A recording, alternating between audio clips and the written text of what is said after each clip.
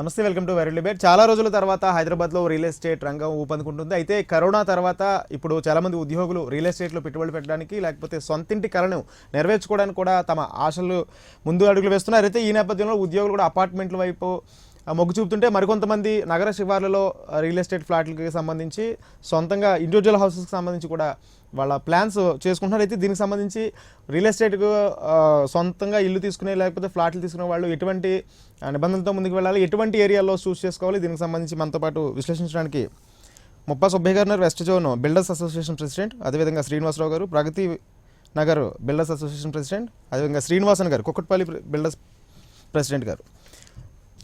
శ్రీనివాసన్ గారు, అంటే ప్రధానంగా కరోనా తర్వాత చాలా నెలల తర్వాత ఇప్పుడిప్పుడే రియల్ ఎస్టేట్ ఊపందుకుంటుంది. అయితే ఒక రియల్ ఎస్టేట్తోనే చాలామంది కార్మికులు వాళ్ళ జీవితాలు కూడా ముడిపడి ఉన్నాయి. ఇప్పుడు రియల్ ఎస్టేట్లోకి వచ్చేవాళ్ళు లేకపోతే సొంతంగా ఇల్లులు కొనుక్కునే వాళ్ళు వాళ్ళ ఎటువంటి ఏరియాలో చూస్ చేసుకుంటే మంచిది? హైదరాబాద్ ఈజ్ బెస్ట్ ప్లేస్ మన రియల్ ఎస్టేట్ రంగంలో.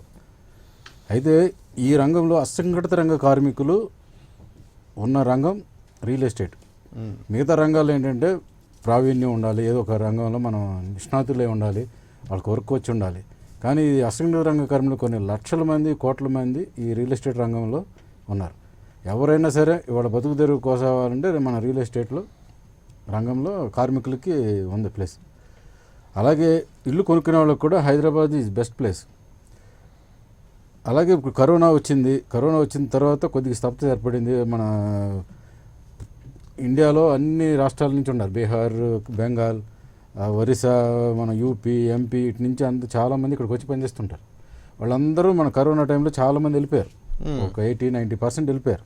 మళ్ళీ ఇప్పుడే అందరూ వస్తున్నారు. వచ్చి మళ్ళీ ఇప్పుడే హైదరాబాద్ రియల్ ఎస్టేట్ మళ్ళీ పుంజుకుంటుంది. ఈ నేపథ్యంలో ఇల్లు కొనుక్కునే వాళ్ళు కూడా ఫ్లాట్స్, ఎన్ని అపార్ట్మెంట్స్ కానీ వెంచర్స్ చాలా ఇప్పుడు హైదరాబాద్ చుట్టుపక్కల విపరీతంగా నడుస్తున్నాయి. అవుట్స్కట్స్లో వెస్ట్ జోన్లో ఇవి చాలా ఎక్కువగా ఉన్నాయి. మన వెస్ట్ జోన్లో ఎందుకంటే సాఫ్ట్వేర్ కంపెనీస్ ఇవన్నీ ఉండటం వలన హైదరాబాద్ వెస్ట్ ఏరియాలో మన అవుటర్ రింగ్ రోడ్ దాటి మరీ వెళ్ళి విల్లాస్, వెంచర్స్ బాగా వస్తున్నాయి, అపార్ట్మెంట్స్ వస్తున్నాయి. దానివల్ల ఏంటంటే రెండు రకాలు, ఒకటేమో అసంఘటిత రంగ కార్మికులందరికీ పని దొరుకుతుంది, అలాగే కొనుక్కునే వాళ్ళకి కూడా మంచి క్వాలిటీ కన్స్ట్రక్షన్ ఆఫ్ హౌసెస్. ఇప్పుడు ప్రతి బిల్డర్ కూడా చాలా క్వాలిటీతో కడుతున్నారు. ఒకరికి పోటీ పడి కూడా చాలా బ్రాండెడ్ ఐటమ్స్ అన్నీ వాడుతున్నారు. వాడి దానికి మంచి క్వాలిటీ ఆఫ్ వర్క్ వస్తుంది, క్వాలిటీ ఆఫ్ విల్లాస్. అందరూ ప్రజలు కూడా ఏంటంటే ఇండిపెండెంట్ హౌసెస్ కాకుండా కూడా మా గేటెడ్ కమ్యూనిటీస్లో, అలాగే గేటెడ్ కమ్యూనిటీస్ అపార్ట్మెంట్స్, అన్ని మల్టీ స్టోరీ బిల్డింగ్స్ అన్నీ వస్తున్నాయి. 30 ఫ్లోర్లు 40 ఫ్లోర్లు ఇప్పుడు కూడా వస్తున్నాయి. దాంట్లో కొనుక్కోవడానికి అందరూ ఇష్టపడుతున్నారు ఇప్పుడు ఎక్కువ. ఈ నేపథ్యంలో హైదరాబాద్ ఈజ్ బెస్ట్ అని మన సౌత్ ఇండియాలో చాలా ఎక్కువ మంది అభిప్రాయం. శ్రీనివాసరావు గారు, అంటే ప్రస్తుతం పెరుగుతున్న రేట్ల నేపథ్యంలో ఇటు ఇల్లు కొనుక్కున్న వాళ్ళకి, ఫ్లాట్ కొనుక్కున్న వాళ్ళ బడ్డెన్ అవ్వకుండా ఎటువంటి చర్యలు తీసుకుంటున్నారు? సార్, పెరుగుతున్న రేట్లు అంటే ఒకటి, ఇవాళ కూడా Hyderabad is the most affordable city అంటే మనం చెప్తుంది కదా, స్టాటిస్టిక్స్ చెప్తున్నాయి.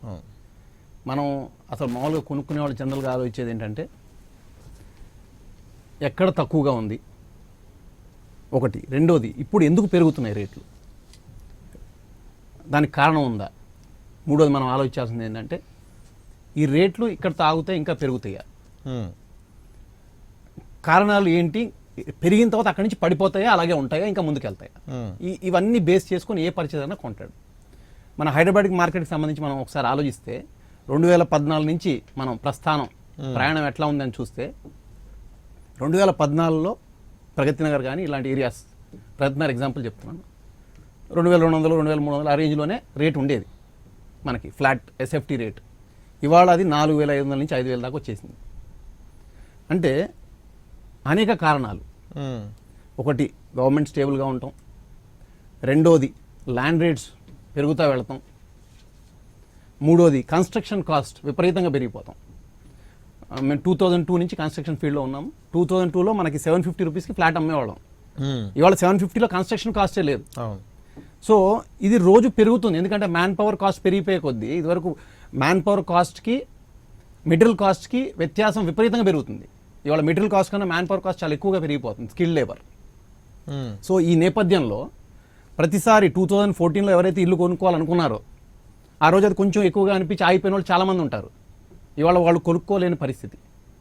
సో ప్రతి ఒక్కరికి నేను చెప్పేది ఏంటంటే, కరోనా రాగానే ఏం జరిగింది అంటే, మనం చెప్తున్న రిపోర్ట్ కాదు ఇవాళ, ఇండియా మొత్తంలో చూస్తే ఇవాళ కూడా లోయెస్ట్ ఉంది, కానీ ఇంక్రీజ్ ఆఫ్ రేట్లో, ఇంక్రీజ్ ఆఫ్ సేల్స్లో హైదరాబాదే ఫస్ట్ ఉంది.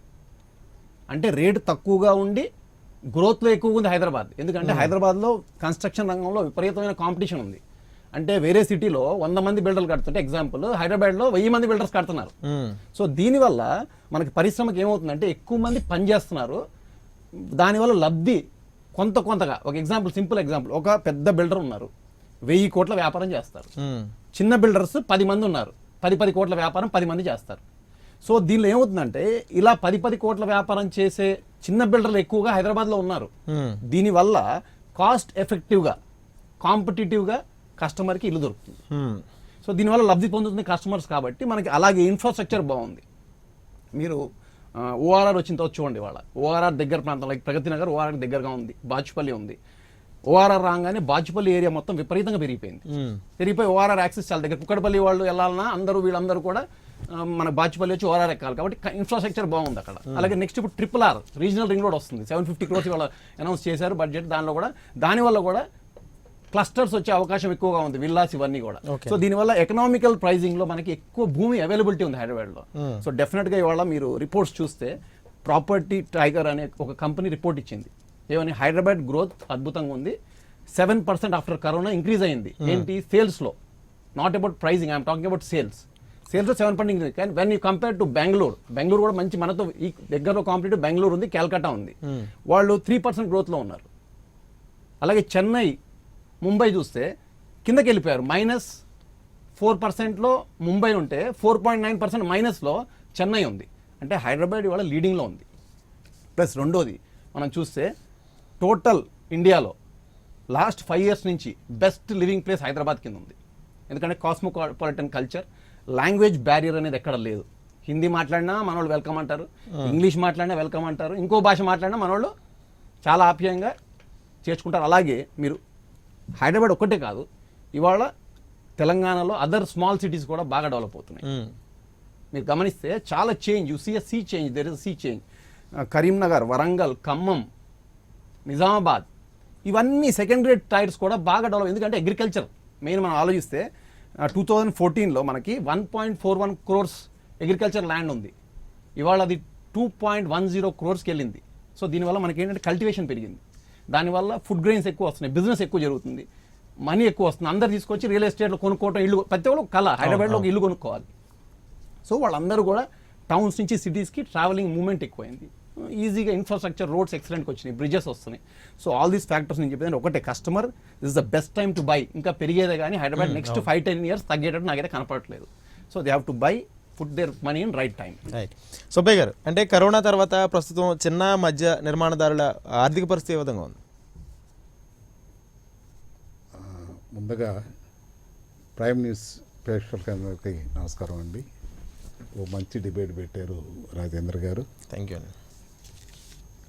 రాజేంద్ర గారు, మీరు అడిగినట్టు రాష్ట్రంలో, మన తెలంగాణ రాష్ట్రంలో ఈ చిన్న మధ్య తరగతి స్పెసిఫై చేసి ఎందుకు చెప్తున్నారంటే, అంటే ఇక్కడ ప్రధానంగా ఇందాక సార్ చెప్పినట్టు పెద్ద పెద్ద బిల్డర్స్ ఒక 1000 కోట్లు పెట్టుబడి పెట్టిన వాళ్ళు ఉంటారు, వాళ్ళది వేరే విషయం. అంటే రియల్ ఎస్టేట్లోనే వెంటనే నెలలోనో లేకపోతే సంవత్సరంలోనో తీసుకునేది కాదు, పెట్టుబడి పెట్టిన తర్వాత అది ఎప్పుడో చేతికి వస్తుంది. అంటే ఈ ప్రధానంగా చిన్న మధ్య తరగతి అని ఎందుకు అంటున్నానంటే, వాళ్ళ దగ్గర ఉన్న ఇన్వెస్ట్మెంట్ అంతా ఇందులోనే పెడతా ఉంటారు. కరోనా తర్వాత ఏంటి? వాస్తవంగా రాష్ట్రంలో 80% అటు అన్ని జిల్లాల్లో కావచ్చు, హైదరాబాద్లో కావచ్చు, ఎందుకంటే నేను 94 నుంచి ఈ నిర్మాణ రంగంలో ఉన్నాను. ఒక రకంగా చెప్పాలంటే నేను కూడా మధ్యతరగతి నిర్మాణదారుణ్ణి. అప్పుడు ఏదైతే 500 గజాలు 800 గజాలు 20 ఫ్లాట్స్ ఎట్లా కడుతున్నానో స్టిల్ ఈరోజు కూడా నాకు ఒక హ్యాబిట్, సరదా అన్నమాట కట్టడము. అదే స్టైల్లో బిల్డింగ్లు కట్టుకుంటున్నాను. 100% 100లో 80% ఈరోజు ఈ చిన్న మధ్యతరగతి నిర్మాణదారులే హైదరాబాద్లో ఉన్నారు, అన్ని జిల్లాల్లో ఉన్నారు. అయితే మీరు రెండో ప్రశ్న ఏం వేశారంటే, ఆర్థిక పరిస్థితి ఎలా ఉంది చిన్న మధ్యతరగతి నిర్మాణదారులు ఈ కోవిడ్ టైం తర్వాత అని చెప్పేసి దానికి వస్తే, నిర్మాణదారుడికి లాభం వచ్చినా నష్టం రాదు, లాభం రాకపోయినా కనీసం వడ్డీ వస్తే చాలు అని ముందు రాష్ట్రానికి దేశానికి ఒక సంపదను మనం సృష్టిస్తున్నాము అనే అభిప్రాయంతో మధ్యతరగతి వ్యక్తులందరికీ కూడా మనం ఇల్లు అందుబాటులో తీసుకొచ్చి అందుబాటులోకి ఇస్తున్నాము అనే అభిప్రాయంతో అతనికి వచ్చినా రాకపోయినా తన కింద పనిచేసే వర్కర్స్కి కానీ సూపర్వైజర్స్కి కానీ పని కల్పిస్తూ తనకు కూడా ఒక యావిగేషన్ ఉంటుందని చెప్పేసి ఈరోజు ఈ ఆర్థిక మాధ్యమంలో కూడా ఈ చిన్న మధ్య తరగతి వ్యాపార నిర్మాణదారులు అందరూ కూడా నిర్మాణం చేస్తున్నారండి. వాస్తవంగా ఈ చిన్న మధ్య తరగతి అంటే ఎవరు వస్తారంటే జనరల్గా ఈ 10 ఫ్లాట్స్ 20 ఫ్లాట్స్ 5 ఫ్లోర్ల బిల్డింగ్స్ ఎవరైతే కడుతున్నారో ఈ 750 స్క్వేర్ మీటర్స్లో ఎవరైతే కడుతున్నారో ఈ వాళ్ళని ఈ చిన్న మధ్య తరగతి నిర్మాణదారులు అంటారు. ఒక 500 గజాలు స్థలం ఈరోజు నల్లగండ్ల ఏరియాలో కొనాలంటే గజం 75,000 అవుతుంది. 75,000 పెట్టి అతను ఒక 500 గజాల స్థలం కొట్టి దాంట్లో ఒక 8 ఫ్లాట్సే కడుతున్నాడు. సక్రమ నిర్మాణానికి వెళ్తే ప్రభుత్వ నిబంధనలకు అనుగుణంగా వెళ్తే 8 ఫ్లాట్సే వస్తాయి.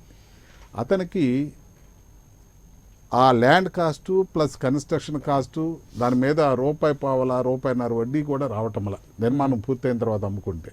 కాకపోతే ఒక సెల్ఫ్ సాటిస్ఫాక్షన్, నేను వ్యాపారం చేస్తూ 10 మందికి ఉపాధిని కల్పిస్తూ అటు ప్రభుత్వానికి రాష్ట్రానికి కేంద్రానికి సంపదను సృష్టిస్తున్నాను, ప్లస్ హ్యాపీగా ఉంటున్నాను.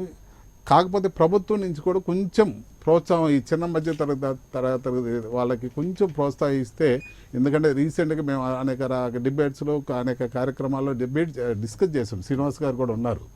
ఈ చిన్న మధ్య తరగతి అనే పదం దగ్గరికి వచ్చేవరకే డిస్కషన్ జరుగుతాయండి. ప్రభుత్వ అధికారులు కూడా కొంచెం ప్రోత్సహిస్తే వాళ్ళ ఆర్థిక పరిస్థితికి మెరుగుపడి ఇంకా రాష్ట్రానికి దేశానికి సంపదను సృష్టించే వాళ్ళు అవుతారే తప్ప వాళ్ళు అభివృద్ధికి దోహదపడతారే తప్ప వేరే దానికి అంటే దోహదపడతారనే అభిప్రాయం వెలుబుస్తున్నానండి రాజేష్ గారు. సో ఈ చిన్న మధ్యతరగతి నిర్మాణాలని ప్రభుత్వ అధికారులు ప్రోత్సహించాలని చెప్పి రిక్వెస్ట్ చేస్తాం మీ ద్వారా. ఓకే శ్రీనివాసన్ గారు, అంటే ఇది బిజినెస్ అంతా నాణ్యానికి ఒక పక్క అయితే మరో పక్క సమస్యలు కూడా ఉంటాయి. ఈ సమస్యలకు సంబంధించి మీ అసోసియేషన్ ఏ విధంగా సపోర్ట్ చేస్తుంది? బిల్డర్స్ సమస్యలు, అవునండి, బిల్డర్స్ సమస్యలు కోక్కలండి. అంటే మెయిన్ ప్రధాన రంగం ఏంటంటే ఇంతమందికి ఎంప్లాయ్మెంట్ ఇస్తున్నాం రియల్ ఎస్టేట్లో అసంఘటిత రంగ కార్మికులు. ఇప్పుడు సాఫ్ట్వేర్ జాబ్లు ఇవ్వటం, ఒక మెకానికల్ ఇంజనీర్లకు ఇవ్వడం, లేదా ఇంకోటి ఇవ్వడం. ఇప్పుడు మీ స్టూడియోలో మీరు ఎంత వర్త్ఫుల్ చదువుకుని వచ్చి ఎంత జాబ్లు ఇవ్వడం ఒక పార్ట్ అయితే, మన దగ్గర రియల్ ఎస్టేట్ అసంఘటిత రంగ కార్మికులు అంటే చదువు లేని వాళ్ళు, ఏం పని చేయలేని వాళ్ళకు కూడా మనం ఎంప్లాయ్మెంట్ ఇస్తున్నాం మెయిన్. కానీ కొన్ని కోట్ల మంది భారతదేశంలో నాకు తెలిసి అసంఘటిత రంగంలో రియల్ ఎస్టేట్లో ఉన్నంత ఎంప్లాయ్మెంట్ ఏ ఇండస్ట్రీలో లేదు. కానీ రియల్ ఎస్టేట్కి మా బ్యాడ్ ఏంటంటే రియల్ ఎస్టేట్కి ఇది లేదు, గుర్తింపు లేదు, ఇండస్ట్రీ గుర్తింపు లేదు, ఒక పరిశ్రమకు గుర్తింపు లేదు. ఒక చిన్న ఇండస్ట్రీ పెట్టుకుందాం అనుకోండి, ఒక ₹1 కోటి ఇండస్ట్రీ పెడితే 80 లక్షలు బ్యాంక్ లోన్ ఇస్తుంది. మేము 100 కోట్లు పెడుతున్నా కూడా 10 కోట్లు బ్యాంక్ లోన్ ఎవరు అదేమంటారు రియల్ ఎస్టేట్ బిల్డర్స్కి లోన్లు లేవంటారు బ్యాంక్స్. ఎందుకంటే మీది ఇండస్ట్రీ రియల్ ఎస్టేట్కి బిల్డర్కి ఇండస్ట్రీకి గుర్తింపు లేదు, అందుకని మేము లోన్స్ ఇవ్వమంటారు బ్యాంక్స్. ఒక చిన్న ఇండస్ట్రీ ఒక ₹1 కోటి పెట్టి ఇండస్ట్రీకి 80-80 lakhs బ్యాంక్ లోన్ ఇస్తాయి, మనకు రావు. ఇది అసలు ప్రధాన సమస్య. కొన్ని 10 ఏళ్ళు 20 ఏళ్ళు 25 ఏళ్ళ నుంచి కూడా పెద్ద బిల్డర్లు కానీ అందరూ పోరాటం చేస్తున్నాం. బాబు రిక్వెస్ట్లు పెడుతున్నాం గవర్నమెంట్, మాది ఇండస్ట్రీ గుర్తింపు ఇవ్వండి, ఇస్తే మేము ఇంకా ముందుకు చేయడానికి బాగుంటుంది. దీని మీద ఆదాయం కూడా ఇంకోటి నేను గుండె మీద చేసుకుని చెప్తా సార్, ఒక బిల్డర్కి ₹1 ప్రాఫిట్ వస్తే గవర్నమెంట్కి ₹1.5 ప్రాఫిట్ ఆ వెంచర్లో. ఓకే, మేము కట్టే వెంచర్లో మాకు ₹1 లాభం వచ్చింది అనుకోండి, మాకు వస్తుందో లేదో గ్యారంటీ లేదు, కానీ ప్రభుత్వానికి మాత్రం గ్యారంటీ ఇన్కమ్. ఎందుకంటే మనం పర్మిషన్కి అప్లై చేస్తాం, ల్యాండ్ తీసుకుని పర్మిషన్ ఛార్జెస్ తీసుకోండి, తర్వాత మనం బిల్డింగ్లు కట్టితే సేల్ డీడ్, రిజిస్ట్రేషన్లు, జిఎస్టీలు, ఈ మనం కట్టే ఇన్కమ్ ట్యాక్స్ అన్నీ తీసుకుంటే ఒక బిల్డర్కి ఇన్కమ్ ఆదాయం కంటే గవర్నమెంట్కి వచ్చే ఆదాయం ఎక్కువ. కానీ ప్రభుత్వాలు ఏం చేస్తున్నాయి, దీని మీద అసలు ఒక ఇండస్ట్రీ గుర్తింపు ఇవ్వట్లేదు, ప్రోత్సాహం ఇవ్వట్లేదు. ప్లస్ పర్మిషన్స్ కాడి నుంచి కూడా అన్నీ చాలా, ఏ ప్రభుత్వం అయినా సరే దీంట్లో వచ్చి నేను పర్టికులర్గా ఒక ప్రభుత్వాన్ని గురించి చెప్పట్లేదు, ఇవన్నీ కొద్దిగా చేస్తే ఒక ఇండస్ట్రీ గుర్తింపు తీసుకొచ్చి మనం ఒక సొల్యూషన్. ఇప్పుడు మనకు ఆన్లైన్ అని కొన్ని పర్మిషన్స్ అన్ని పెడుతున్నారు, కొద్ది మార్పులు వస్తున్నాయి, ఇంకా కొద్దిగా రావాలి. అయితే మాకు రిజిస్ట్రేషన్స్లో ఇప్పుడు ఒకటి వచ్చింది సమస్య. రిజిస్ట్రేషన్స్ ఇప్పుడు ధరణి అని ఒకటి పెట్టారు, అవును, ధరణి పోర్టల్. ధరణి పోర్టల్లో ఇంకా కొన్ని సమస్యలు ఉన్నాయి, దాని మీద కూడా రిప్రజెంటేషన్స్ ఇస్తున్నాం. అవి కూడా కొద్దిగా చేస్తే మనకి చాలా ఉపయోగం అని. శ్రీనివాసరావు గారు, అంటే సిటీలో ఉండాలనుకున్న వాళ్ళు ఎంప్లాయీస్ కానీ లేకపోతే ఇలా సిటీలో కోరుకుంటారు, కానీ కొంతమంది రిటైర్ అయిన తర్వాత సిటీకి అవుట్కట్స్లోకి వెళ్ళి కొంచెం ప్రశాంతమైన జీవితాన్ని గడుపుతాం అనుకుంటారు. అటువంటి వాళ్ళకి అక్కడైనా కొత్త వెంచర్స్ ఏమైనా ఉన్నాయా? ఇవాళ సిటీ అవుట్స్కట్స్లో చూస్తే మీరు అవుటర్ రింగ్ రోడ్ బయట చాలా అద్భుతమైన వెంచర్స్ వస్తున్నాయండి. లైక్ మీరు శ్రీశైలం రోడ్లో తీసుకోండి, బటర్ఫ్లై సిటీ లాంటి సిటీస్ కానీ, రిటైర్మెంట్ హోమ్స్కి, తర్వాత మన శంకర్పల్లి రోడ్లో కానీ, తర్వాత ఎటు వెళ్ళిన వరంగల్ రోడ్లో కానీ మీకు సిటీ బయట మన యాదాద్రి అటుపక్క, సో ఈ ఏరియాస్లో చాలా అద్భుతమైన వెంచర్స్ రిటైర్మెంట్ హోమ్స్ కింద వస్తున్నాయి వాళ్ళకి స్పెసిఫిక్గా. అయితే దీనిలో ఇంకా స్పెసిఫిక్గా మేము లాస్ట్ టైం ఒకసారి కేటీఆర్ గారిని కూడా కోరటం జరిగింది. మేము ఏమని, బడ్జెట్ బిల్డర్స్ ఉన్నారు, చిన్న బిల్డర్స్, పెద్దవాళ్ళు కాదు, ఇటువంటి వాళ్ళకి ఒక ప్రభుత్వం ఒక శాటిలైట్ టౌన్షిప్ లాగా, అంటే మనకి సిటీకి దూరంగా ఈజీగా యాక్సెస్ ఉండేటువంటి ఇన్ఫ్రాస్ట్రక్చర్ కల్పిస్తూ ఒక పెద్ద శాటిలైట్ టౌన్. సో అటువంటి టౌన్స్ కనుక కొంచెం ఏమన్నా క్రియేట్ చేయగలిగితే ఈజీ యాక్సెస్ సిటీకి ఉండేటట్టు, డీకంజెషన్ అయిపోయి సిటీ, అక్కడ చాలా బడ్జెట్ ఎకనామికల్గా మీరు చెప్పిన ఈ రిటైర్మెంట్ హోమ్స్ లాంటివి ఇప్పుడు ఆల్రెడీ ఉన్నాయి, ఇంకా బెటర్గా కూడా చేసే అవకాశం. మిడ్ సైజ్ బిల్డర్స్ ఉంటారు, చిన్న బిల్డర్స్, వాళ్ళకి ఒక 2 years వాళ్ళు డెవలప్మెంట్ చేసేస్తారు. ఒక పెద్ద బిల్డర్ ఇన్ఫ్రాస్ట్రక్చర్ చేయాలంటే చాలా టైం పడుతుంది ఒక్కోసారి. బట్ చిన్న బిల్డర్స్ ఒక 100 మంది 500 మంది ఒక ప్లేస్, ఒక పెద్ద ప్లేస్ కనుక ప్రభుత్వం కేటాయించి ఇక్కడ నుంచి శాటిలైట్ టౌన్షిప్ లాగా అక్కడ నుంచి ఈజీగా ఓఆర్ఆర్ ద్వారా వచ్చేసేటట్టు ఏమైనా మనకు చేయగలిగితే, చిన్న బిల్డర్స్ దాన్ని ఇన్వాల్వ్ చేస్తే, చిన్న బిల్డర్స్ అందరికీ కూడా. అయితే ప్రతిసారి ప్రభుత్వాలకు ఎలా ఉంటుందంటే, ఒక మంచి పని చేసినప్పుడు కూడా ఒక్కోసారి విమర్శ వస్తుంది ప్రభుత్వానికి, ఆ బిల్డర్స్కి వీళ్ళకి ఏంటో ఆ భయం వల్ల కొన్ని ప్రభుత్వాలు ఆగిపోతాయి. అంటే ఈ పని చేస్తాం మనం, బిల్డర్స్కి ఎందుకు, 2 bedroom హౌసెస్ ఉన్నాయి కదా దానికి చేయొచ్చు కదా. అంటే ఇప్పుడు అన్ని విధాలా ఒక ప్రభుత్వం ఆలోచించాలి. ఒక సిటీ గ్రోత్ ఉన్నప్పుడు, గ్లోబల్ సిటీ కింద ఎదగాలి అన్నప్పుడు, అపార్ట్ ఫ్రమ్ దిస్ 2 bedroom హౌసెస్తో పాటు ఇవన్నీ కూడా దూరం నుంచి శాటిలైట్ కంజెషన్ అనేది తీసేస్తానికి ఇప్పుడు ఆల్రెడీ మెట్రోకి బడ్జెట్ కేటాయించారు, అలాగే 1000 crores, అలాగే అలా ఒక ప్లేస్ డీకంజెషన్ అయిపోయేటట్టు సిటీని ప్లాన్ చేసి ఇస్తే ఇంకా బెటర్గా ఇలాంటి హౌసింగ్ మీరు చెప్పినవన్నీ వచ్చేది ఒక ఆస్కారం ఉంటుందని నా భావన. ప్రభుత్వం సపోర్ట్ కూడా ఖచ్చితంగా కావాలి, 100% కావాలి. ప్రభుత్వం సపోర్ట్ లేకుండా, మన ఇన్ఫ్రాస్ట్రక్చర్ లేకుండా ఎంత కట్టలే చేయలేమండి. ఇన్ఫ్రాస్ట్రక్చర్ ఖచ్చితంగా అన్లెస్ దెర్ ఇస్ ఇన్ఫ్రాస్ట్రక్చర్. ఇప్పుడు చూడండి, ఫ్లైఓవర్స్ వచ్చినాయి. ఎగ్జాంపుల్ కుకట్పల్లి నుంచి మనకు ఒక ఫ్లైఓవర్ వేశారు. ఆ ఫ్లైఓవర్ వేయగానే గచ్చిబౌలి 20 minutes వెళ్ళిపోతున్నాం. ఇదివరకు అది లేనప్పుడు 1.5 hours హ్యాపీగా. So that is very infrastructure is very important sir సిటీలో. సుబ్బయ్య గారు, అంటే సార్ చెప్పినట్టు నిర్మాణ రంగానికి ఇండస్ట్రియల్ హోదా ఇవ్వట్లేదు అంటారు. ఇండస్ట్రియల్ హోదాకి సంబంధించి అసోసియేషన్లో డిమాండ్ ఏంటి? గత 20 years నుంచి ఈ ప్రత్యేక హోదా నిర్మాణ రంగానికి, పరిశ్రమలకు ఏ విధంగా హోదా ఇచ్చారు, ఈ నిర్మాణ రంగానికి కూడా హోదా ఇవ్వండి, మేము కూడా కోట్ల రూపాయలు పెట్టుబడులు పెట్టి నిర్మాణాలు చేస్తున్నాము. చిన్న పరిశ్రమలకు ఇప్పుడు ఒక్కొక్క చిన్న నిర్మాణదారుడు, ఆఫ్టర్ ఆల్ ఒక 500 square yardsలో కట్టే ఒక నిర్మాణదారుడు 6 కోట్లు 7 కోట్లు ఇన్వెస్ట్మెంట్ చేస్తున్నాడండి. 500 గజాల్లో ఒక ఇన్వెస్ట్మెంట్ ఆ నిర్మాణదారుడు 5 కోట్లు చేస్తున్నాడంటే, ఇప్పుడు మా శ్రీనివాస్ గారు ఉన్నారు, కూకట్పల్లి బిల్డర్స్ అసోసియేషన్ అధ్యక్షుడు శ్రీనివాస్ గారు ఉన్నారు. ఇప్పుడు దాదాపు 7 ఎకరాలు 8 ఎకరాల్లో బిల్డింగులు కడుతున్నాడు.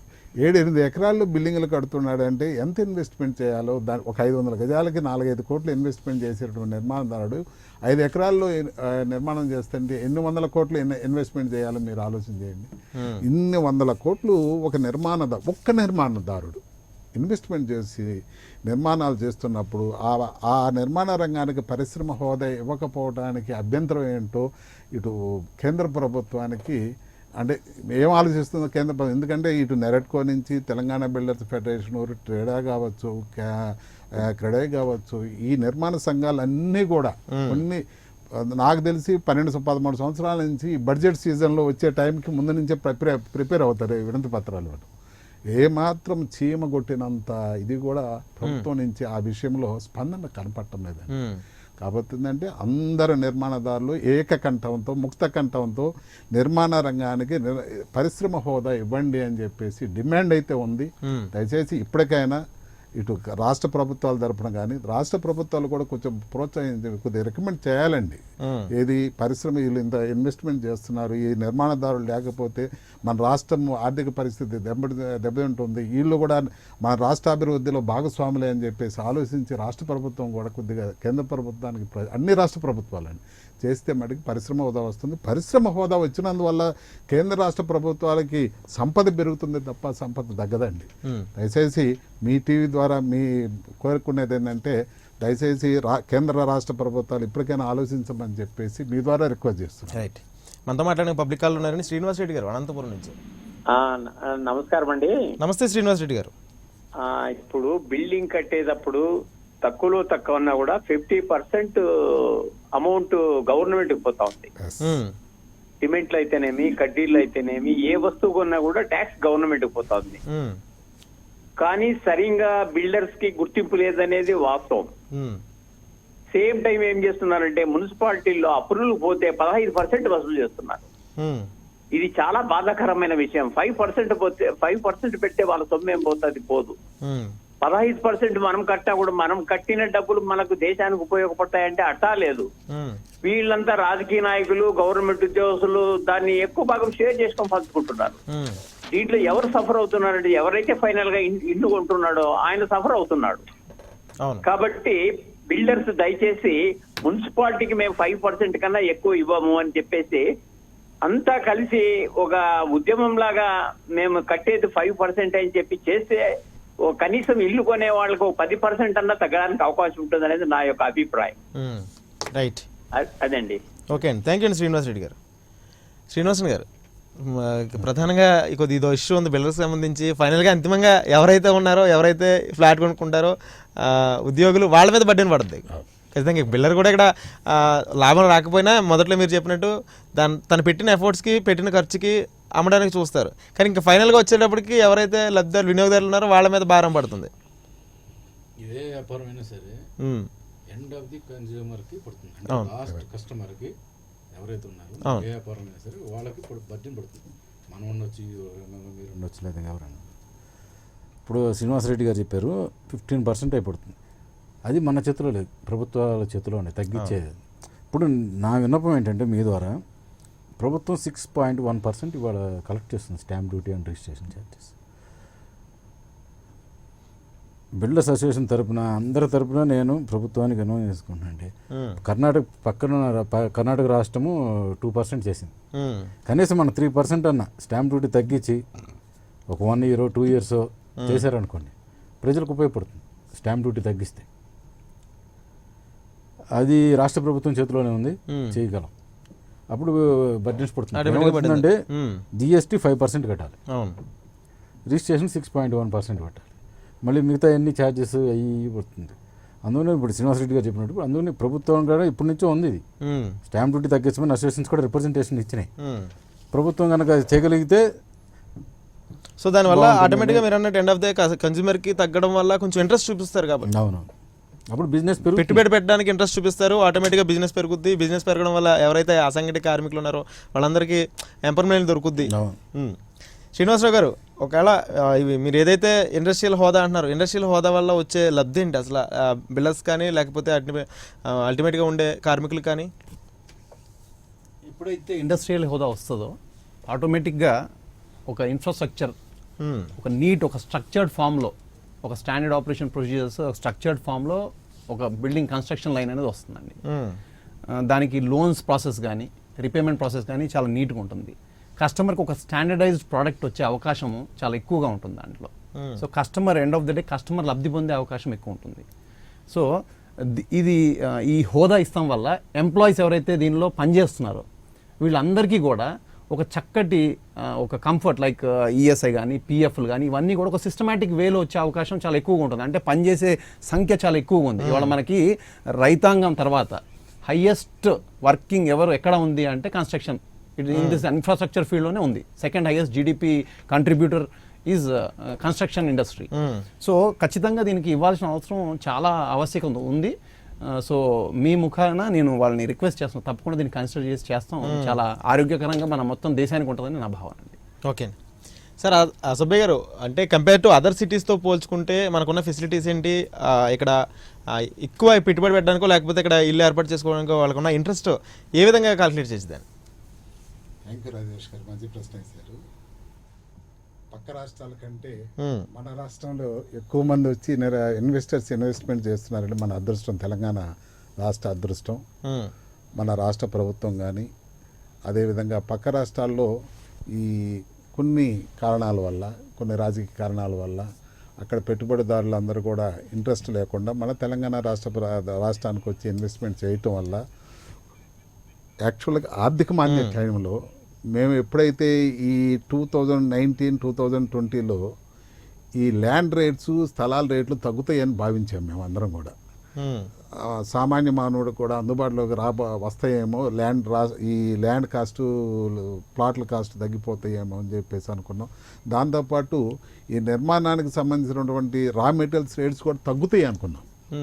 కానీ ఒక్కసారి మేము ఊహించిన దానికంటే అసలు ఏ నిర్మాణదారు కూడా ఈ విధంగా పెరుగుతాయని ఊహించలే. ఈ 1920లో ఈ 1.5 year పీరియడ్లో, ఆర్థిక మాంద్యం పీరియడ్లో హైదరాబాద్ నగరం చుట్టూరు ఏ ప్లేస్, ఏ కార్నర్కి వెళ్ళినా 10,000 రూపాయల నుంచి 20,000 రూపాయలు గజానికి పెరిగిందండి.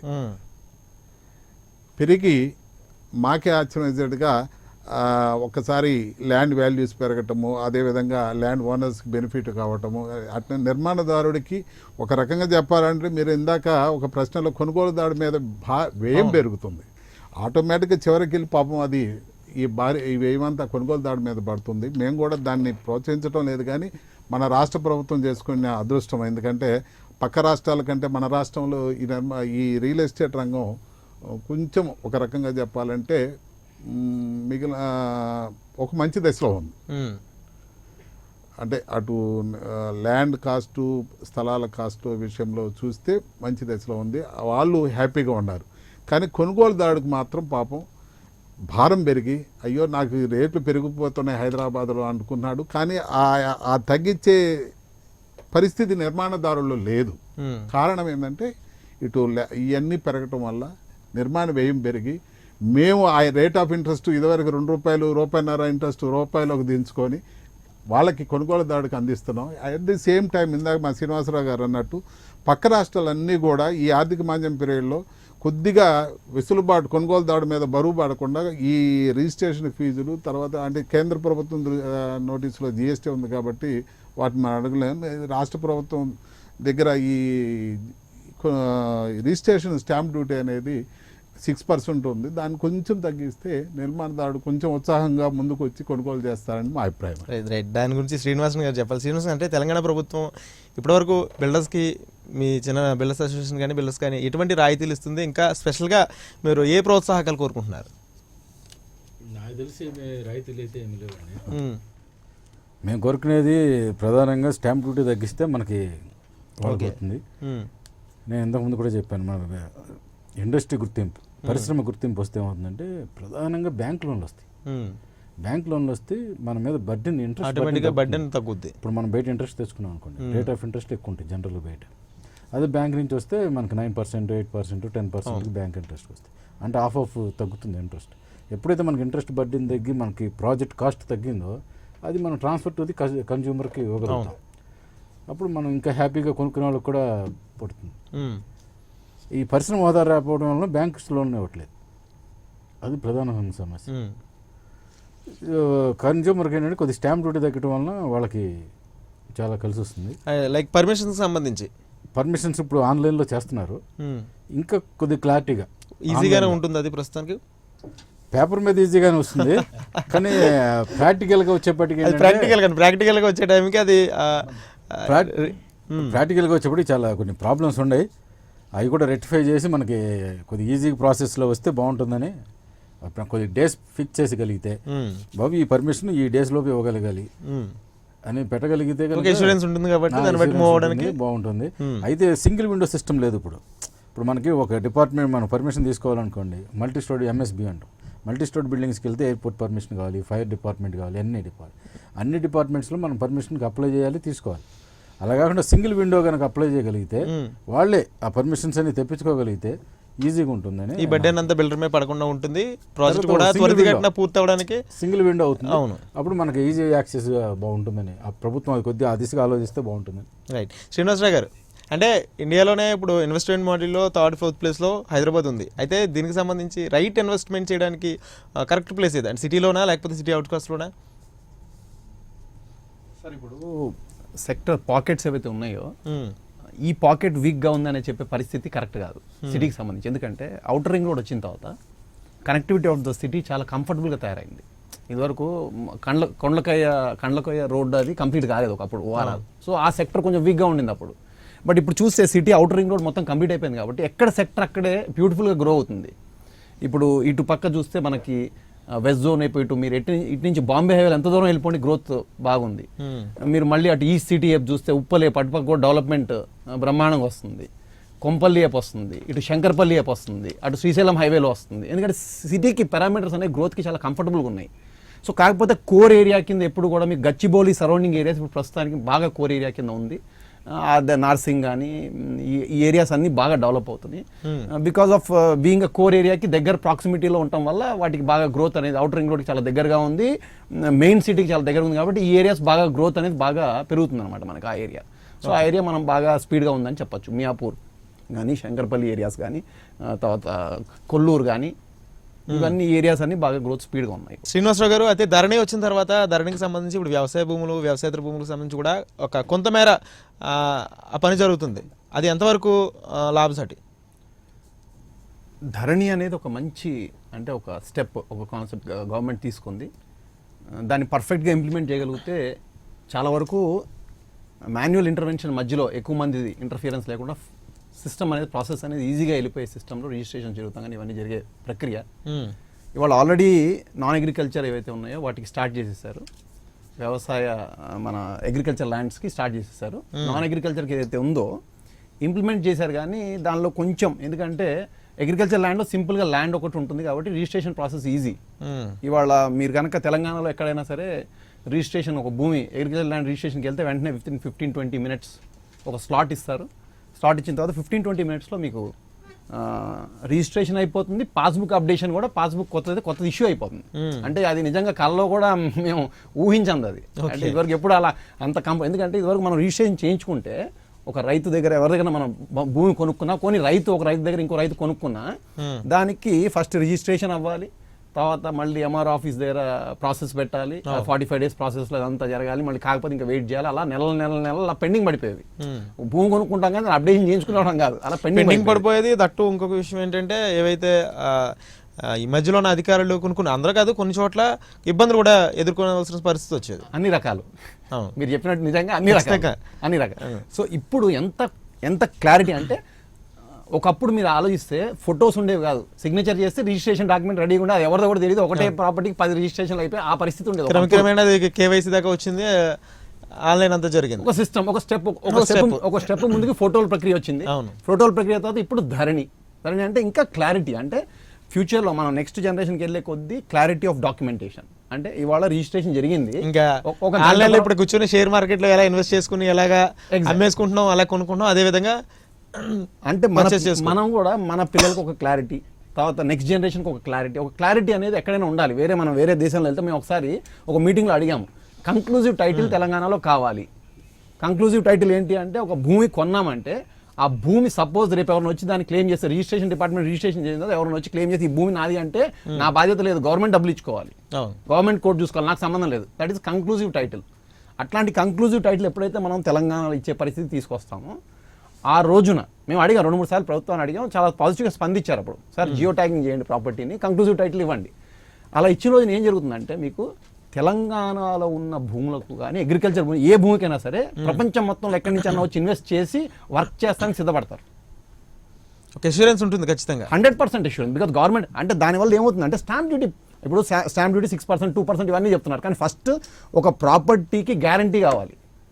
దానికి కావాలంటే ఇన్సూరెన్స్ లాగా ఎవరికైతే కంక్లూజివ్ టైటిల్ కావాలో వాళ్ళు 15% పే చేయండి గవర్నమెంట్కి.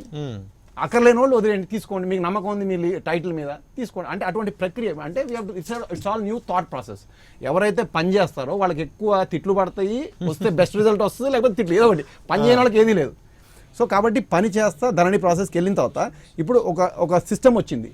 కానీ నాన్ అగ్రికల్చర్ ల్యాండ్లో ప్రాబ్లం ఏంటంటే చాలా ఇప్పుడు ఫ్లాట్స్, అపార్ట్మెంట్స్ ఉంటాయి, విల్లాస్ ఉంటాయి, రకరకాలు ఉంటాయి, కమర్షియల్ ఉంటుంది, ఇండస్ట్రియల్ ఉంటుంది, తర్వాత జీపీఏలు ఉంటాయి, ఎస్పీలు ఉంటాయి, ఇలా రకరకాల సిస్టమ్స్ ఉంటాయి. ఇన్ని మల్టిపుల్ సిస్టమ్స్లో ఒక సిస్టమ్ అనేది సెట్ కాలేదు. మీకు తెలిస్తే కరోనా టైంలో అది పెట్టంగానే కొంచెం ఫెయిల్యూర్ అయింది. అంటే 100 days రిజిస్ట్రేషన్స్ ఆగిపోయి బిల్డర్స్ చాలా విపరీతమైన ఇబ్బంది పడ్డారు. తర్వాత ప్రభుత్వం మళ్ళీ దాని మీద వెనక్కి ఇంకా దీన్ని పర్ఫెక్ట్ చేసి తీసుకురావాలని ఒక ప్రక్రియలోకి వచ్చింది. అలాంటి సిస్టమ్ పర్ఫెక్ట్గా రావాలని ఇవాళ కూడా మేము కోరుకుంటున్నాం. ఒక సిస్టమ్ పర్ఫెక్ట్ లేనప్పుడు అది 100% పర్ఫెక్ట్ అయ్యి వస్తే అద్భుతంగా ఉంటుంది. It is a very good system. But ఇంప్లిమెంటేషన్లో కొంచెం ఇంకా దాని పర్ఫెక్షన్ వచ్చేస్తే ఇప్పుడు ఎట్లయితే అగ్రికల్చర్ జరుగుతుందో అలాగే ఇది కూడా వస్తే చాలా బాగుంటుంది. నేనైతే ప్రత్యేకంగా నా పరంగా అయితే అలాంటిది ఇంకా పర్ఫెక్ట్ అయ్యి రావాలని కోరుకుంటున్నాను సార్. ఎందుకంటే అందరూ లబ్ధి పొందుతారు. కస్టమర్ ఎండ్ యూజర్ అనేది చాలా లబ్ధి పొందుతాడు దానివల్ల. ఓకే, ఎందుకంటే ఆయనకి ఎటువంటి రిస్క్ ఉండదు. 100% పర్ఫెక్షన్ అయిపోతుంది దాంట్లో. పర్ఫెక్షన్ అయిన తర్వాత ఏంటి, కొనుక్కున్న దానికి ఇవాళ చాలా మంది సఫర్ అవుతా ఉన్న వాళ్ళు ఉన్నారు. అయితే అది లాభదాయకంగానే ఉంటుంది. 100% సార్. ఇప్పుడు కొనుక్కున్న ల్యాండ్కి నాకు పర్ఫెక్ట్ ఉంటుంది అనగానే, రిజిస్టర్ అనగానే నాకు పర్ఫెక్షన్ వస్తుంది అనగానే ఆనందంగా ఉంటుంది కదా సార్ ఎవరికైనా. ఇప్పుడు ఇవాళ రిజిస్ట్రేషన్ అయింది అగ్రికల్చర్ ల్యాండ్, రేపు గ్యారంటీ మీద ఆల్రెడీ ధరణిలో కనపడుతుంది. ధరణిలో కనపడిన తర్వాత ఏ బ్యాంకర్ అయినా సరే ఇంకోళ్ళైనా సరే లోన్ ఇవ్వాలన్నా కానీ అమ్ముకోవాలి కొనుక్కోవాలన్నా దానిలో చూస్తారు ధరణిలో. ఎస్ దిస్ ప్రాపర్టీ క్లియరా కాదు, ధరణిలో పేరు వచ్చింది, పర్ఫెక్ట్, కథం, finish, end of the matter. ఆయనే ఓనర్ 100 పర్ఫెక్ట్, ఈయనే ఓనర్. సుబ్బయ్య గారు అంటే దీని మీద ఒక్క నిమిషం మాట్లాడతాను. చెప్పండి. శ్రీనివాస్ గారు చెప్పినట్టు కన్క్లూజివ్ ఆఫ్ టైటిల్ గ్యారంటీ కనుక ఇంకెవరికి ఇవ్వలేదు మన దేశ కంట్రీలో. టైటిల్ గ్యారంటీ కనుక ఇస్తే ఇది 100% చాలా మంచిది. ఇప్పుడు మీకు నేను ప్లాట్ అమ్మేలేదు, మీకు ఏదైనా కొనుక్కున్నారు, ఓకే, ఇది గ్యారంటీ అనేది లేదు. ఇది విట్నెస్ ఆఫ్ ఇప్పుడున్న సిస్టమ్, సాక్ష్యం, రిజిస్ట్రేషన్స్ అని. అంటే ఏంటంటే ఇప్పుడున్న రిజిస్ట్రేషన్కి టైటిల్ గ్యారంటీకి డిఫరెన్స్. ఇప్పుడు నేను ఫ్లాట్ కొనుక్కుంటాను, దానికి సంబంధించి నాకు రిజిస్ట్రేషన్ చేస్తారు. సో తర్వాత అంటే ఇప్పుడు మీరు చెప్తున్న దానికి ఇప్పుడు రిజిస్ట్రేషన్కి టైటిల్ గ్యారంటీకి ఏం డిఫరెన్స్? మళ్ళీ వెళ్ళి దాని గురించి ఫైట్ చేయాల్సిందే. చేయాలి. ఓకే, ఎందుకు మీకు ఎల్ఆర్ఎస్ ఇస్తే కూడా LRS is not conclusive title. LRS ఇస్తారు కదా, ఓన్లీ డబ్బులు తీసుకుంటుంది ప్రభుత్వం, కింద రాసి ఉంటుంది. మీకు ఏమని రాసి ఉంటుంది, చట్టపరంగా ఏదన్నా వస్తే మీరు ఫేస్ చేయాల్సిందే, దానికి మేము గ్యారంటీ కాదు అనేది మీకు LRS copy, land terms conditions apply, apply. So చట్టపరంగా వస్తే. అయితే ఇక్కడ ధరణిలో చిన్నది ప్రాబ్లం ఏంటంటే ఇప్పుడు వ్యవసాయ భూములు ధరణి వెబ్సైట్ ద్వారా చేస్తున్నారు. అవును, ధరణి సిస్టంలో మంచిది. ఎప్పుడు కూడా మనం రూపాంతరం చెందుతాం. టెక్నాలజీ మారుతూ ఉంది. మారుతున్న కాలానికి మనం మార్పు కూడా సహజం. కొత్త టెక్నాలజీ రావాలి, అందిపుచ్చుకోవాలి మనం కూడా. దాంట్లో ప్రభుత్వం కూడా మంచిదే. కానీ ఇక్కడ లోపం ఏంటంటే చిన్న లోపాలు చాలా. ఇప్పుడు కొన్ని మార్చారు. ఫస్ట్ పెట్టిన దానికి ఇప్పుడు కొన్ని మార్పులు తీసుకొచ్చారు. ఇంకా కొన్ని మార్పులు ఏమి రావాలంటే అగ్రికల్చర్ ల్యాండ్స్ అన్ని అంటే వ్యవసాయ భూములన్నీ యాన్సెస్ట్రల్ ప్రాపర్టీస్ ఎక్కువ ఉంటాయండి. అంటే ఇప్పుడు మా తాత నుంచి మా నాన్నగారికి, మా నాన్నగారి నుంచి నాకు నుంచి నేను అమ్మాను అనుకోండి, యాన్సెస్ట్రల్ ప్రాపర్టీ అంటే మన వంశపరిపర్యంగా వచ్చే ఆస్తులు మనం అమ్మేటప్పుడు ఏమంటే హక్కుదారులు ఎక్కువ మంది ఉంటారు. అవును, తండ్రి ఉన్నాడు అనుకోండి, వాళ్ళ పిల్లలు వీళ్ళందరూ సంతకాలు పెట్టాల్సి వస్తుంది. అవును, ఇప్పుడు ఉన్న ధరణి సిస్టంలో ఏంటంటే అమ్మేవాళ్ళు ఒక వ్యక్తే ఉండాలి, కొనేవాళ్ళు ఒకే వ్యక్తి ఉండాలి, ఒక పేరే ఉండాలి. ఒక పేరు అమ్మేవాళ్ళు ఉంటేనే, కొనేవాళ్ళు ఒకటి ఉంటేనే తీసుకుంటుంది. కానీ అది పాసిబిలిటీ ఉంటుందా? మీరు అన్నట్టుగా ఒక ఫర్ సపోజ్ నాకు మా ఫాదర్కి ఒక ప్రాపర్టీ ఉంది, ఆయన అమ్మే వ్యక్తి, బట్ యాజ్ ఏ కిడ్స్గా నేను మా బ్రదర్ ఉంటారు. సో వీళ్ళకి కూడా హక్కు ఉంటుంది కదా? ఉంటుంది. మీరు కూడా సైన్ చేయాలి. సైన్ చేస్తే ఆడపిల్లలు కూడా హక్కు ఉంది. చిల్డ్రన్స్, ఆడపిల్లలు కానీ మగపిల్లలు కానీ ఎవరైనా సైన్ చేయాలి. సైన్ చేసేటప్పుడు ఒకళ్ళు మాత్రమే తీసుకుంటుంది. ఇద్దరు ముగ్గురు చేయాలంటే ఇప్పుడు మళ్ళీ దానికి మీరందరూ హక్కుదారులని మళ్ళీ పాస్బుక్లు అన్ని చేయాలి. మరి అది ఇష్యూ కదా? దానిలో ఏం చేశారంటే దానిలో అది కరెక్టే, సార్ చెప్పింది 100% కరెక్టే.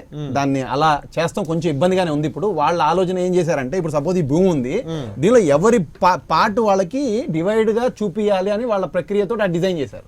దానిలో కొంత మార్పులు తేవాలి. వాస్తవం ఒక సిస్టమ్ వచ్చింది. సార్ చెప్పింది అక్షరాలు నిజం. ఎస్, దానిలో సత్యం ఉంది. అది ఏం చేశారు, ఇప్పుడు సపోజ్ మన ముగ్గురు అన్నదమ్ములు, మనకు 1 ఎకరం భూమి ఉంది. ఓకే, వీళ్ళు ఇప్పుడు ఉన్న సిస్టంలో ఏంటి అంటే మీరు కలిసి చేస్తానికి లేదు. ఓకే, ఎవరి పీస్ వాళ్ళు చూపించాలి. ఎవరు 30 సెంట్స్ పీస్ వాళ్ళు చూపించి వాళ్ళు రిజిస్ట్రేషన్ చేసి వాళ్ళ అంటే ఇక్కడ ఎవరికి అన్యాయం జరగకుండా ఉంటుందన్న తాట అది. అంటే వాళ్ళు అంటే చాలా లోతుగా ఆలోచించుంటారు. మరి అది చేసిన సిస్టమ్ చేసినప్పుడు మరి వాళ్ళు ఎలా ఆలోచించారో వాళ్ళకి చేయాలి. మార్కింగ్ అనమాట, ప్రతి భూమి మార్క్ చేసి ఇది 1 ఎకరం భూమి వచ్చిందండి, 4 వాటాదారులు ఉన్నారు. మీరు 4 పంచుకోవాలంటే మళ్ళీ దానికి ప్రభుత్వం దగ్గరికి వెళ్ళాలి కదా. ఎంఆర్ఓ ఆఫీస్కి వెళ్ళి ఎంఆర్ఓ ఆఫీస్ నుంచి పార్టీషన్ చేయించుకోవాలి. మళ్ళీ దానికి తిరగాలి కదా, తిరగకుండా కాదు కదా.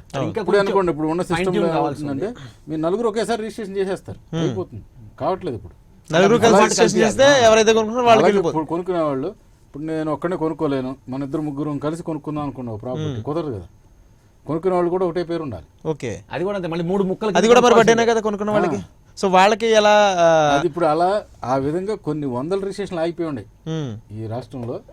ఇప్పుడు కూడా ఈ కొన్ని వందలు నాకు తెలిసి కూడా చాలా మంది ఇప్పుడు జాయింట్ వెంచర్ ఉంటుంది, ఒక జాయింట్ వెంచర్ కి సంబంధించి వాళ్ళు ఒక ముగ్గురు పార్ట్నర్స్ లేకపోతే నలుగురు పార్ట్నర్స్ కొంటారు. హైదరాబాద్ బట్ చుట్టుపక్కల సింగిల్ చాలా ఆగిపోయి ఉన్నాయి. సింగిల్ బయర్ నేమ్ ఉండాలంటే ఇటువంటి ఇష్యూ ఉన్నాయి. దాని మీద రిప్రజెంటేషన్స్ ఇచ్చాము, ఇస్తున్నాము. రిప్రజెంటేషన్స్ ఇచ్చాము. ఇంకా ప్రభుత్వం కూడా అది ప్రభుత్వానికి కూడా ఇచ్చాము. సాల్వ్ అది చేస్తే వర్క్ చేయాలి కొన్ని దాని మీద చేశారు ఈ ఓకే. మధ్య, అది కూడా చేస్తే బాగుంటుంది. అంటే కొన్ని చిన్న చిన్న కొన్ని ఉన్నాయి. ఉన్నాయి అంటే అది ఫైన్ ట్యూన్ అవ్వాల్సి ఉంది. చిన్న చిన్న కరెక్షన్స్ అన్ని ఇస్తారు, రిప్రజెంటేషన్స్ ఇస్తున్నారు. ధర్నంలో అవి కొన్ని ఇష్యూస్ ఉన్నాయి. సిస్టమ్ ఇంకా ఫైన్ ట్యూన్ అవుతే ఇంకా బాగుంటుంది. కంటిన్యూ. ఓకే. సుబ్బయ్య గారు, అంటే హైదరాబాద్లో చిన్న మధ్యతరగతి నిర్మాణాలు ఉన్నారు, వాళ్ళ సమస్యలకి హై రీజ్ నిర్మాణాల సమస్యలకి ఏమైనా డిఫరెన్స్ ఉందా? చాలా చాలా ఉంటుందండి వ్యత్యాసం. ఎందుకంటే శ్రీనివాస్ గారికి నవ్వు వస్తుందేమో యాక్చువల్గా, ఎందుకంటే ఎకరంలో 10 ఎకరాల్లో కట్టే వాళ్ళ సమస్యలు వేరుంటాయి. ఈ 1000 గజాలు 2000 గజాలు 700 కానీ గజాలు నా పర్సనల్ పెద్ద పెద్ద పెద్ద వెంచర్ కంటే చిన్న వెంచర్ టెన్షన్ తక్కువ ఉంటుంది అనుకుంటా. అది చాలా తప్పు అండి, ఆలోచనే తప్పు. చిన్న వ్యాపారం చేసేవాడికి టెన్షన్ ఎక్కువ ఉంటుంది. అయితే చాలా వ్యత్యాసం ఉంటుంది ఓకే. సార్. కాకపోతే ఏంటంటే ఈ చిన్న మధ్యతరగతి నిర్మాణాలు పర్సంటేజ్ రాష్ట్రంలో ఎక్కువ ఉన్నారు కాబట్టి వాళ్ళ సమస్యలు కూడా వినడానికి పెద్దవాళ్ళు, రాత్రి మా నెరెట్కో మీటింగ్ జరిగింది సమావేశం, వీడియో కాన్ఫరెన్స్లో వీళ్ళు కూడా పార్టిసిపేట్ అయ్యారు అనుకుంటా, శ్రీనివాస్ గారు అయ్యారు అనుకుంటా. ఇప్పుడు మీరు అడిగే ధరణి శ్రీనివాసరావు గారు డిబేట్ చేసినటువంటి ధరణి విషయంలో కూడా చాలా ఇబ్బందులు పడుతున్నారు. త్వరలో ఒక సమిష్టిగా కూర్చొని ఒక వినతిపత్రం తయారు చేసుకొని శ్రీ సోమేష్ కుమార్ గారికి అవసరమైతే ముఖ్యమంత్రి గారి అపాయింట్మెంట్ తీసుకొని వెళ్ళి ఈ సమస్యలు పరిష్కరిస్తామని చెప్పేసి వాళ్ళు నెరెట్కో మీటింగ్లో జరిగింది. అట్ ది సేమ్ టైం చిన్న బిల్డర్స్ సమస్యలు వినటానికి కూడా ఇవాళ మేము కూడా నెరెట్కోలో జాయిన్ అయ్యాం సభ్యులుగా, తెలంగాణ బిల్డర్స్ సభ్యులుగా ఉన్నాం. ఒకవేళ వెళ్తే వాళ్ళ ద్వారా వెళ్ళి మా సమస్యలు కూడా వినవించుకుంటాం. లేదనుకుంటే మా జోనల్ అసోసియేషన్స్ ఉన్నాయి కాబట్టి జోనల్ అసోసియేషన్లో ఎక్కువ మంది 90% చిన్న మధ్య తరగతి ఉన్నారు కాబట్టి మా అసోసియేషన్ ద్వారానే మేము మా సమస్యలు పరిష్కరిస్తాం. అట్ ది సేమ్ టైం నా రిక్వెస్ట్ ఏంటంటే తెలంగాణ బిల్డర్స్ ఫెడరేషన్ కానీ క్రెడేక్ కానీ అట్ ది టైం నెరెట్కోకి కానీ ఈ చిన్న మధ్య తరగతి బిల్డర్ల సమస్యలు కూడా మీ లెటర్ హెడ్ మీద పెట్టుకోండి, మీ ద్వారా మా సమస్యలు కూడా ప్రభుత్వానికి వినిపించమని చెప్పేసి మీ ద్వారా రిక్వెస్ట్ చేస్తున్నాను సార్. అంటే నేను దాని గురించి అడుగుతున్నాను, ఈ నెరెట్కో కానీ క్రెడే కానీ మీరన్నా టెడా కానీ ఈ సపోర్ట్ చేస్తున్నారా ప్రస్తుతం? లేదు, దీని మీద డిబేట్ జరుగుతుంది సార్. రాత్రి కూడా నెరెట్కో వాళ్ళని రిక్వెస్ట్ చేసాం, మా గౌరవ సభ్యులందరినీ కూడా రిక్వెస్ట్ చేసాం. సార్ ఇప్పటిదాకా మీరు ఏకర్స్లో కట్టారు, హైరేజ్ బిల్డింగ్స్లో కట్టే వాళ్ళు మీ సమస్యలు వేరు ఉన్నాయి, మా సమస్యలు కొంచెం మీ నోటీస్కి తీసుకొచ్చి మీ లెటర్ హెడ్ మీద మా సమస్యలు కూడా తీసుకురండి సార్ అంటే 100% సానుకూలంగా స్పందించారు నెరెట్కో వాళ్ళు కూడా. తప్పనిసరిగా మీ సమస్యలు కూడా మేము రిప్రజెంట్ చేస్తామని చెప్పారండి. ఓకే. శ్రీనివాసరావు గారు, ఇక్కడ కొత్తగా వచ్చే వాళ్ళకి ఏం చెప్తారు? దట్టు ఇన్వెస్ట్ చేసే మోడ్ ఒకటి ఉంటుంది, ఇన్వెస్ట్ చేసే వాళ్ళు ఇన్వెస్ట్ చేస్తారు, లేకపోతే లివింగ్ ఉండడానికి ఉన్న వాళ్ళ థాట్ ఒకలాగా ఉంటుంది. వాళ్ళు ఉండడానికి ఒక మంచి హౌస్ తీసుకోవడం, ఒక మంచి ఫ్లాట్ తీసుకోవడం, లేకపోతే కొంతమంది ఉన్నారంటే వాళ్ళు ఇన్వెస్ట్ చేయడానికి పెట్టుబడి పెడతా ఉంటారు ఫ్యూచర్ ప్లాన్స్ కోసం. సో డిఫరెన్స్ ఏంటి? దేని మీద ఉండడానికి అయితే ఎలా పెట్టాలి, లేకపోతే ఇన్వెస్ట్ చేయడానికి అయితే ఎక్కడ పెట్టుబడి పెట్టాలి, ఎటువంటి బిల్డింగ్ చేయాలి? సార్ ఇప్పుడు కరోనా తర్వాత పూర్తిగా దృక్పథం మారిపోయింది కస్టమర్ది. ఒక రెంట్ హౌస్లో ఉండే కస్టమర్కి ఒక సొంత ఇంట్లో ఉండాలి అనే ఒక ఫిక్స్డ్ మైండ్కి చాలామంది చూస్తూ ఉంటాం జనరల్ కస్టమర్తో డీల్ చేసినప్పుడు ఆ దృక్పథం వచ్చింది. అలాగే 2 బెడ్రూమ్లో ఉండే వాళ్ళకి కరోనా పరిస్థితుల్లో ఎలా ఉన్నామో అందరికీ తెలుసు. ఒక ఇంట్లో 2 బెడ్రూమ్లో ఉండేవాళ్ళు లేదు 3 బెడ్రూమ్ నాకు ఉండాలి, కొంచెం కంఫర్టబుల్గా ఉండగలుగుతాం అని ఒక దృక్పథం. 2 బెడ్రూమ్ 3 బెడ్రూమ్ వాళ్ళు విల్లాకి వెళ్ళాలి, లేకపోతే ఇంకా 4 బెడ్రూమ్ హౌస్లో ఉండాలి. అలా ప్రతి ఒక్కరికి ఒక మార్పు, అంటే లివింగ్ ప్లేస్ ఇంకా బెటర్ మనకు కావాలి. ఎక్కువ రోజులు ఇంట్లో ఉండడం వల్ల వచ్చిన థాట్స్ అనుకుంటారు. చాలా అంటే థాట్ ప్రాసెస్లో మొత్తం ప్రాసెస్లో చేంజ్ వచ్చింది. అంటే మనం ఉండే విధానము, మనం తినే విధానము, ఇవన్నీ కూడా ఒక మార్పు 100% ప్రతి ఒక్కళ్ళ లైఫ్లో వచ్చింది. మనం ఆలోచిస్తే మనం కూడా యాజ్ అ బిల్డర్ నేనైనా కూడా ప్రతి ఒక్కళ్ళ దానిలో మనం ప్రతి ఒక్క చేంజ్ చేసుకోవాలి, ఒక మార్పు అనేది మనం అందరం ఆలోచిస్తున్నాం. బిఫోర్ కరోనా ఆఫ్టర్ కరోనా 100% ఈ చేంజ్ ఉందండి. మన కాదు, not only in Hyderabad, all over the world people are looking for better living place. So ఈ సందర్భంలో ఒకటే విషయం నేను కస్టమర్కి ఏం చెప్తున్నాను అంటే, ఎవరైతే కొనుక్కునే వాళ్ళు ఉన్నారో మన వాళ్ళకి రోజుకి రేటు ఇందాకే చెప్పాను నేను మీకు, రోజుకి రేటు పెరుగుతుంది, తగ్గదు, no doubt. Second thing, Hyderabad అనేది నెక్స్ట్ 5-10 ఇయర్స్కి అయితే నాకు తగ్గే పరిస్థితులు కనపడట్లేదు. ఎందుకంటే చాలా చక్కగా బ్యాలెన్స్ అయి ఉంది, గ్రోత్ చాలా బాగుంది. సో ఇది తగ్గదు. ప్లస్ రెండోది ఇంకో పెద్ద విషయం మనం ఆలోచించాల్సింది ఏంటంటే, all over the world, not only in Hyderabad, ఒక ఫ్యాక్టర్ అయితే కన్స్ట్రక్షన్ కాస్ట్. ఈ కన్స్ట్రక్షన్ కాస్ట్ అనేది విపరీతంగా పెరుగుతుందండి, specially when related to the manpower and even the material. ఇప్పుడు మీరు చూడండి, డ్రైనేజ్ సంబంధించిన మెటీరియల్ మొత్తము 70% కాస్ట్ పెరిగిందండి బిఫోర్ కరోనా, ఆఫ్టర్ కరోనా. అలా చాలా మెటీరియల్స్ కాస్ట్ పెరిగిపోతుంది, సో కన్స్ట్రక్షన్ కాస్ట్ పెరిగిపోతుంది, so they have to buy. So better ఇటు కన్స్ట్రక్షన్ కాస్ట్ పెరుగుతుంది, అటు ఎవరైతే కన్స్యూమర్కి ఉన్న ఆర్థిక స్తోమత కూడా తగ్గుతుంది కొన్ని నేపథ్యంలో. అవును, తగ్గుతుంది, 100% తగ్గుతుంది. అంటే ఇప్పుడు వాళ్ళకి లివింగ్ ఎక్స్పెన్స్ పెరుగుతుంది కదా, అవును, ఆటోమేటిక్గా బడ్జెట్ ష్రింక్ అయిపోతుంది. ఇప్పుడు నాకు లివింగ్ కాస్ట్ పెరిగింది అంటే ఓన్లీ కన్స్ట్రక్షన్ కాస్టే పెరగదు కదా, దాంతోపాటు మనకి కమోడిటీస్ కాస్ట్ కూడా పెరుగుతుంది కదా. పెరిగేటప్పుడు ఆటోమేటిక్గా బడ్జెట్ ష్రింక్ అయిపోతూ ఉంటుంది రోజు రోజుకి. So early you buy, safe you are. So కొనుక్కోవడంలో తప్పు ఎటువంటిది లేదండి, ఎందుకంటే ఈ ల్యాండ్స్ ఒకటి మనం ఎక్కడ ఆలోచిస్తాము, రేట్ పడిపోతుందని ఇందాక మనం డిస్కస్ చేసాం, రేట్ పడిపోయే అవకాశం లేదు, ఎందుకంటే ఇన్ఫ్రాస్ట్రక్చర్ చాలా బాగుంది. రెండోది వాటర్ సోర్స్, ఇదివరకు హైదరాబాద్కి వాటర్ సోర్స్ ఒక భయం ఉండేదండి, ఇప్పుడు హైదరాబాద్కి వాటర్ సోర్స్ అనే భయం లేదు, ఎందుకంటే కాళేశ్వరం వచ్చాక వాటర్ ఎక్కువ వచ్చే అవకాశం ఉంది.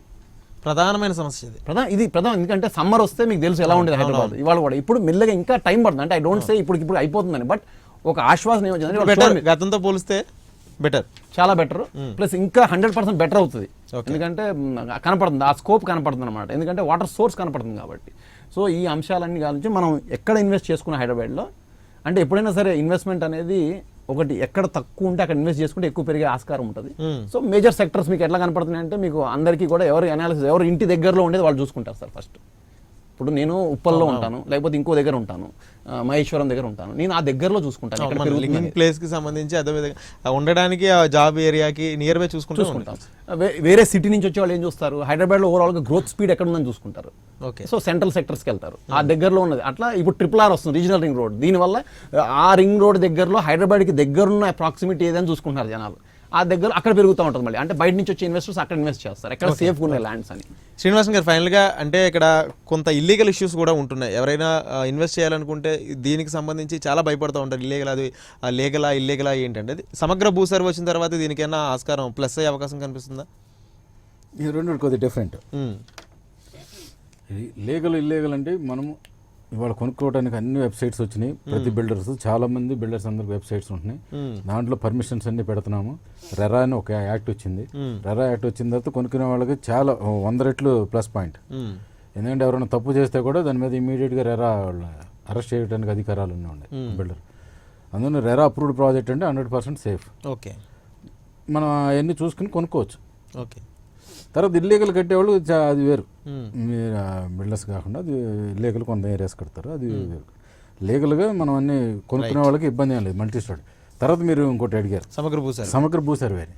సమగ్ర భూ సర్వే అనేది చాలా మంచిది, ప్రభుత్వం తీసుకొచ్చింది, మొత్తం రాష్ట్రం మొత్తం సమగ్ర భూ సర్వే చేసి ముఖ్యమంత్రి గారు అందరూ చెప్తున్నారు, ఇంచి కొలిసేది మనం చేస్తూ ఉంటున్నాం. కానీ అది ఒక రోజుతో అయ్యేది కాదు, continue process, time taking process. ఒక నెలలో అయిపోవాలి సమగ్ర భూ సర్వే, ఒక 10 రోజులు అయిపోవాలని కాకుండా లైఫ్ లాంగ్ చేసి ప్రతి సైటు, ప్రతి ల్యాండ్, అగ్రికల్చర్ ల్యాండ్స్ కానీ చేసి ఇది టైటిల్ గ్యారంటీ కనుక ఇవ్వగలిగితే లాంగ్ టర్మ్, ఇవాళ ఒక్కరోజు కదండి, 4 years తర్వాత పట్టొచ్చు, 5 years పట్టొచ్చు, ఇవాళ నుంచి చేసినా కూడా అది ఇస్తే మాత్రం మీకు అసలు 100% సేఫ్. ఇండియాలోనే one of the best world లోనే, ఎందుకంటే ఆల్ ఓవర్ ద వరల్డ్ వస్తుంది ఇన్వెస్ట్ చేస్తానికి. ఎప్పుడైతే టైటిల్ గ్యారంటీ ఇస్తారో, ఇక్కడ రియల్ ఎస్టేట్ ఎలాగో ఉంది, గ్రోత్ ఉంది కాబట్టి ప్రపంచం నుంచి ఎక్కడి నుంచి అయినా సరే మంచి పని చేస్తానికి మంచి కంపెనీస్ వస్తాయి, ఇన్సూరెన్స్ ఉంటుంది కాబట్టి వస్తాయి, మంచి కంపెనీస్ వస్తాయి మనకి. థ్యాంక్ యూ శ్రీనివాసరావు గారు, థ్యాంక్ యూ శ్రీనివాసరావు గారు, థ్యాంక్ యూ సుబ్బయ్య గారు. మొత్తంగా రియల్ ఎస్టేట్కి సంబంధించి కరోనా తర్వాత ఇప్పుడిప్పుడే రియల్ ఎస్టేట్ రంగం కూడా పుంజుకుంటుంది. అయితే ఇన్వెస్ట్ చేయాలనుకున్న వాళ్ళు కూడా ఖచ్చితంగా ఇన్వెస్ట్ చేయడానికి ఒక మంచి ప్లేస్ అండ్ మంచి టైం అని కూడా బిల్డర్స్ చెప్తున్నారు. అయితే దీనికి సంబంధించి ఎవరైనా ఇన్వెస్ట్ చేయడానికి ఏమైనా సమస్యలు ఉంటే అప్రోచ్ అవ్వచ్చు అని కూడా చెప్తున్నారు. మొత్తం ఇది వాళ్ళు viral bet, keep watching. Rajendra అండి,